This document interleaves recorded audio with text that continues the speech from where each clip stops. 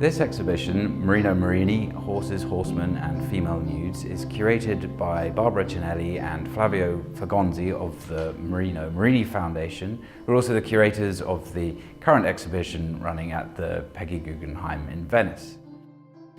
Our exhibition in London explores the main sculptural themes that the artist concentrated on. 3 important decades of his practice between the 1930s to the 1950s. During the 1930s, Marino Marini intentionally distilled the subject of his sculptures to focus only on a select few motifs that offered a rich intensity in 3-dimensional form and enabled him to fully express his ideas on the validity of continuing to make figurative sculpture in the modern age.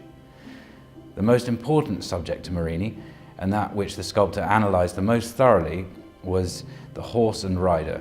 Marino Marini conceived of this subject as a reinterpretation of the ancient monument viewed through a modern lens.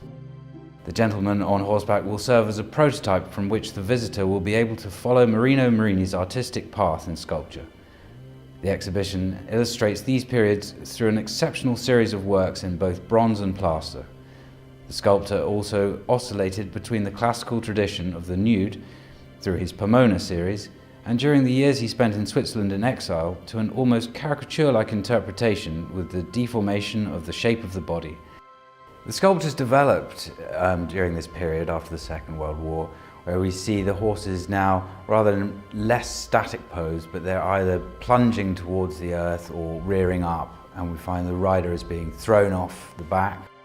The exhibition also shows the diverse range of how he would produce the sculptures. They would be cast in bronze, but then he would also overwork these either with painting them or chiseling into them. The same technique of this sort of carving and scratching into them, which is reminiscent of Etruscan early sculptures, is shown in the plaster works, where he would also paint onto these as well.